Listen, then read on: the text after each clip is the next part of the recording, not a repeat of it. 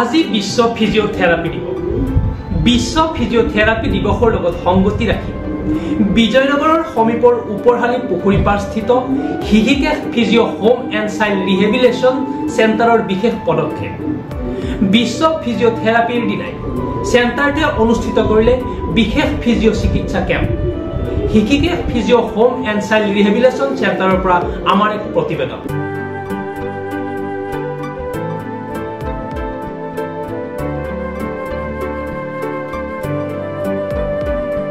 আজি বিশ্ব ফিজিঅথেৰাপি দিৱস উপলক্ষে আমাৰ ফিজিঅথেৰাপি চেণ্টাৰটোৱে এটা ফ্ৰী হেল্থ কেম্পৰ ব্যৱস্থা কৰিছিলে। আমি এই ফ্ৰী হেল্থ কেম্পটোত সকলোকে ফ্ৰীতে লিপিড প্ৰফাইল চেক কৰি দিছোঁ, ব্লাড চুগাৰ চেক কৰিছোঁ আৰু ব্লাড প্ৰেছাৰ লগতে তেখেতৰ ওজন আৰু উচ্চতা এইখিনি আমি ফ্ৰীতে চেকআপ কৰি দিছোঁ। কাৰণ আমাৰ এই কেম্পটো মেইনলি আছিলে ষ্ট্ৰক সজাগতাৰ ওপৰত, যে মানুহখিনি কেনেকৈ সজাগ হৈ থাকিব লাগিব, ষ্ট্ৰকৰ বিৰুদ্ধে কেনেকৈ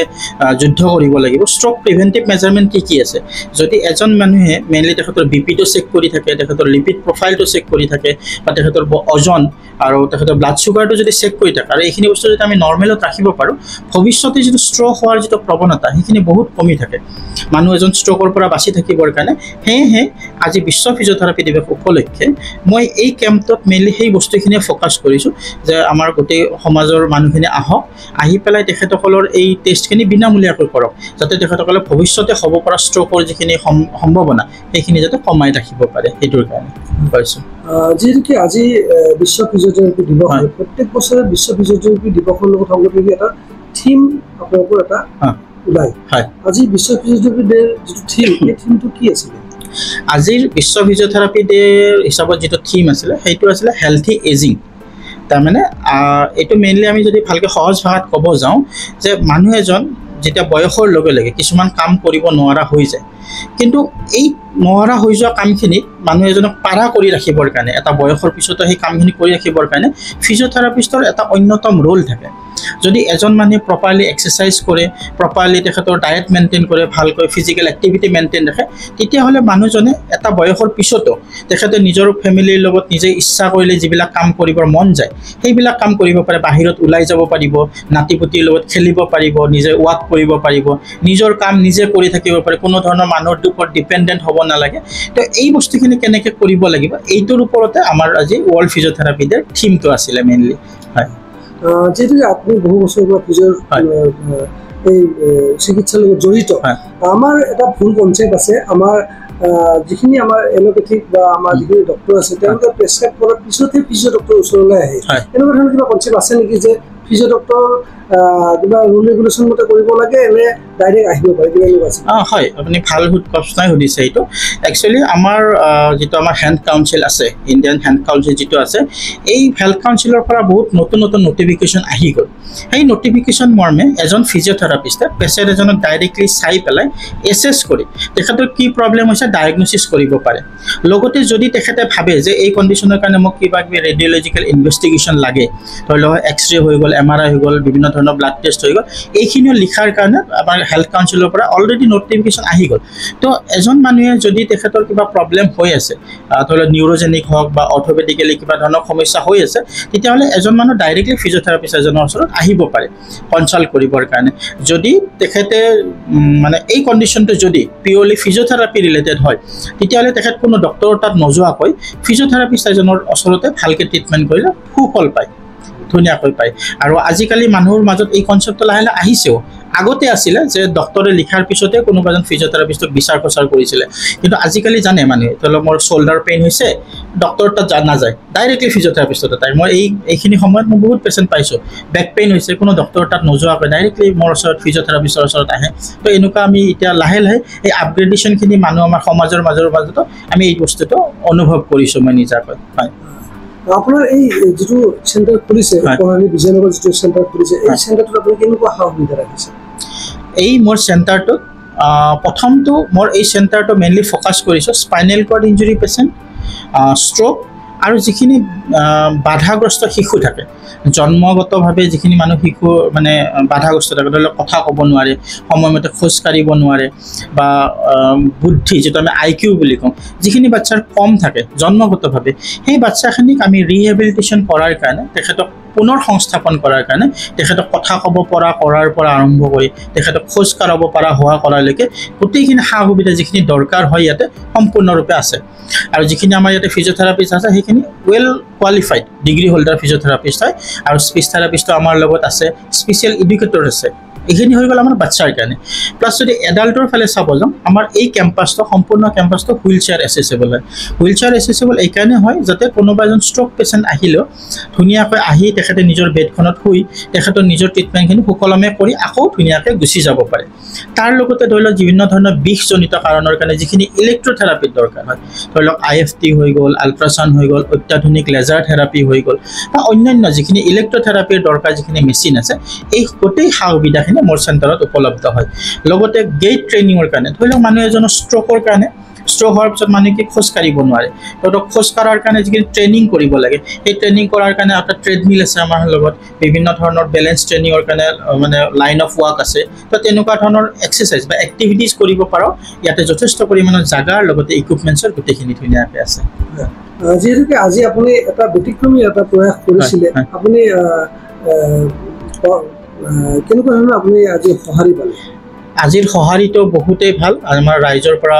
আৰু বহুত দূৰৰ দূৰৰ পৰাও মানুহ আহিছে আমাৰ এই পলাশবাৰী সমষ্টিৰ বহুত ভিতৰুৱা গাঁৱৰ পৰাও ইয়াতে মানুহ আহিছে টেষ্ট পাতিখিনি কৰিলে আৰু ধুনীয়া সঁহাৰি তেখেতসকলে আহি আমাৰ ইয়াৰে পৰিৱেশটো ভাল পাইছে কিছুমানে নতুনকৈ আহিছে আজি মানে গম পোৱা নাছিলে কিন্তু আমাৰ এই সজাগতামূলক কেম্পটোৰ কাৰণে কথা শুনি তেখেত আহিলে এইটো চাইছে পৰিৱেশটো খুবেই ভাল পাইছে তেখেতসকলে আৰু ভৱিষ্যতেও আহিম বুলি তেখেতসকলে আমাক মানে আশ্বাস এটা দিছে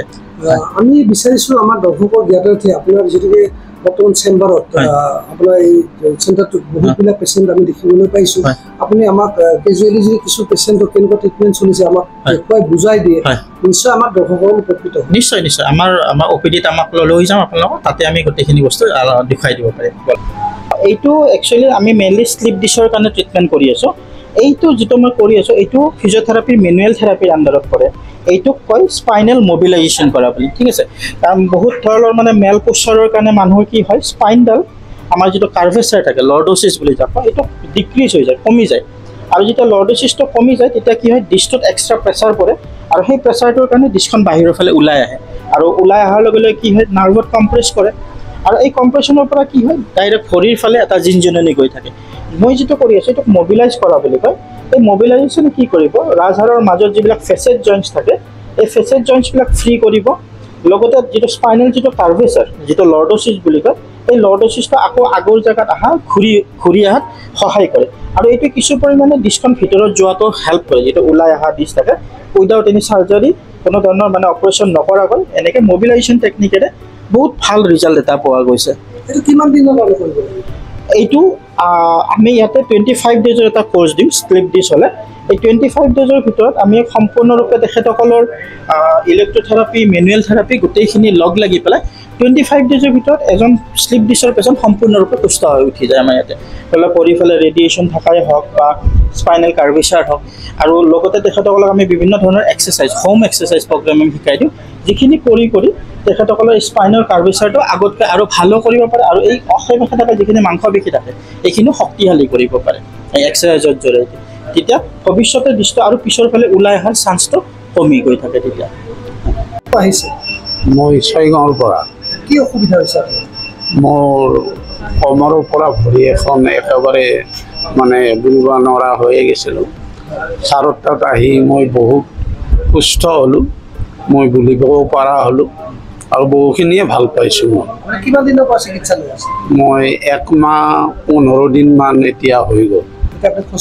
এতিয়া মই খোজকাঢ়িব পৰা হ'লোঁ মই মেডিকেলৰ পৰাও ঘূৰি আহিছোঁ তাত মই ইমান ভাল নাপালোঁ ইয়াত মই বহুখিনিয়ে সুস্থ হ'লোঁ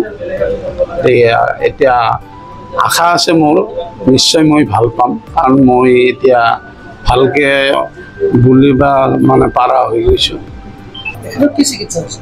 এখেতৰ কেলকেনিয়েল স্পাৰ বুলি কওঁ এইটো বিশেষকৈ আমাৰ কি হয় এই কেলকেনিয়াম বন যিটো আছে এই বনটোৰ আশে পাশে থকা যিখিনি ফাঁচা থাকে যিখিনি টেণ্ডন থাকে এইখিনি ইনফ্লামেশ্যন হয় মানে ইয়াৰ কাৰণ বহুতকেইটা আছে কিন্তু এখেতৰ এই মেইনলি আপুনি দেখিছে চুৱেলিং হৈছে বা ইনফ্লামেশ্যন হৈছে যাৰ কাৰণে তেখেতৰ কি হয় খোজটো দিলে তেখেতৰ এইবিলাক জেগাত বিষ হয় কেতিয়াবা এই প্লেণ্টাৰ ফেচাইটিছৰ বিষটো এইফালেও দেখা গৈছে ঠিক আছে কিন্তু এই ইনফ্লামেশ্যনটো কমাবৰ কাৰণে আমি বিভিন্ন ধৰণৰ মেচিন আল্ট্ৰাছাউণ্ড টেন্স এনেকুৱা ধৰণৰ মেচিন লগাইছোঁ তাৰ লগতে তেখেতৰ এই আইচ কম্প্ৰেশ্যন যিটো আমাৰ এইটো কোল্ড পেক হয় এই কোল্ড পেকৰ কম্প্ৰেশ্যন দিলেও ইয়াৰে বিষটো কমি যোৱাৰ লগতে এই ইনফ্লামেশ্যনটো বহুতখিনি ৰিডিউচ হোৱা দেখা গৈছে বস্তুটো আৰু এখেতে বহুতখিনি ভাল ফল পাইছেও বহুতখিনি আমাৰ এইখিনি ট্ৰিটমেণ্টৰ পৰা হয় ক'ৰ পৰা আহিছে আপুনি মই ছয়গাঁও কুকুৰমাৰাৰ পৰা আহিছোঁ কি অসুবিধা কি হৈছিল অসুবিধা মানে খোজকাঢ়িলে বিষায় হাতৰ যোনবিলাক বিষায় বহুত দিন হ'ল ওচৰত তাত যোৱা 1.5 মাহ কৰিলোঁ আৰু কৰি ভালে পাইছোঁ এতিয়া খোজকাঢ়িব পাৰোঁ কিছু কিছু আছে কিজানি আৰু গোটেইখিনি শেষ কৰিলে ভাল পাম আৰু বিশ্বাস আছে